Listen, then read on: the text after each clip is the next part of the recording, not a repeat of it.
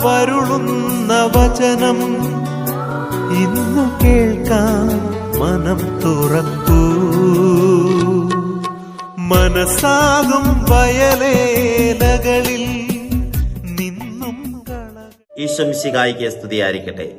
കർത്താവരുളുന്ന വചനത്തിലേക്ക് ഏവർക്കും സ്നേഹപൂർവ്വം സ്വാഗതം. ഇന്നത്തെ വചനവിചിന്തനം വിശുദ്ധ മത്തായിയുടെ സുവിശേഷം 20-ാം അധ്യായം 1 മുതൽ 16 വരെയുള്ള തിരുവചനങ്ങൾ. മുന്തിരിത്തോട്ടത്തിലെ തൊഴിലാളികൾ, ദൈവകൃപയുടെ മഹത്വം. ഒരു ഗ്രാമത്തിൽ 2 സുഹൃത്തുക്കൾ ഉണ്ടായിരുന്നു. ഒരാൾ ചെറുപ്പം മുതൽ ദൈവവിശ്വാസത്തിലും സ്നേഹത്തിലും ജീവിച്ചു. മറ്റൊരാൾ ജീവിതത്തിന്റെ ഭൂരിഭാഗവും ദൈവത്തെ മറന്ന് ജീവിച്ചു.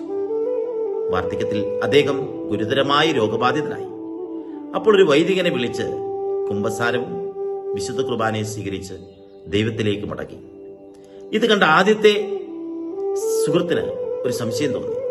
ഞാൻ ജീവിതം മുഴുവൻ ദൈവത്തിനായി ജീവിച്ചു, അവസാനം വന്ന ഇദ്ദേഹത്തിനും എനിക്കും ഒരു പ്രതിഫലവും.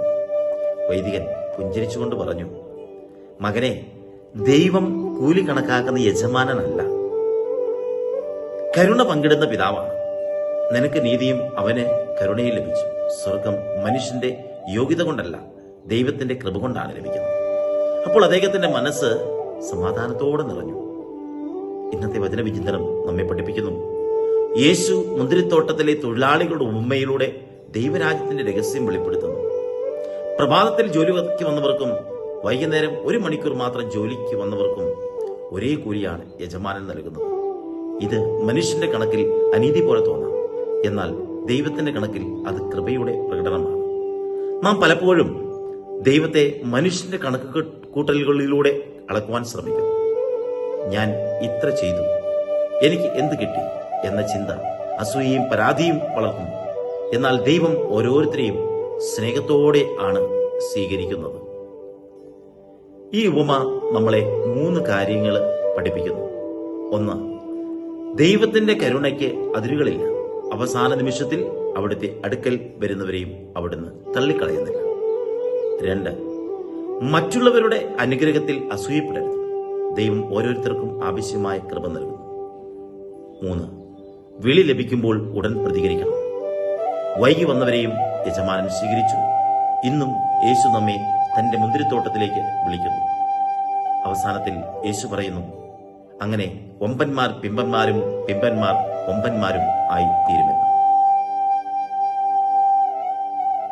നമുക്ക് പ്രാർത്ഥിക്കാം. സ്നേഹനിധിയായ ദൈവമേ, അങ്ങയുടെ കരുണയും ദയയും ഞങ്ങളുടെ ജീവിതത്തിൽ എന്നും അനുഭവിക്കുവാൻ ഞങ്ങളെ സഹായിക്കണമേ. മറ്റുള്ളവരെ അസൂയയോടെ നോക്കാതെ എല്ലാവരുടെയും നന്മയിൽ സന്തോഷിക്കുവാൻ കൃപ നൽകണമേ. അങ്ങ് എനിക്ക് നൽകിയ അനുഗ്രഹങ്ങൾക്ക് എന്നും നന്ദിയുള്ള ഹൃദയം തരണമേ. അങ്ങയുടെ സ്നേഹത്തിൽ വിശ്വസിച്ച് ജീവിക്കുവാനും അങ്ങയുടെ കരുണ മറ്റുള്ളവരിലേക്ക് പകരുവാനും ഞങ്ങളെ ശക്തരാക്കണമേ. ആമേൻ. ദൈവം നിങ്ങൾ ഓരോരുത്തരെയും സമൃദ്ധമായി അനുഗ്രഹിക്കട്ടെ. കർത്താവരുളുന്ന വചനം ഇന്നു കേൾക്കാൻ മനം തുറക്കൂ.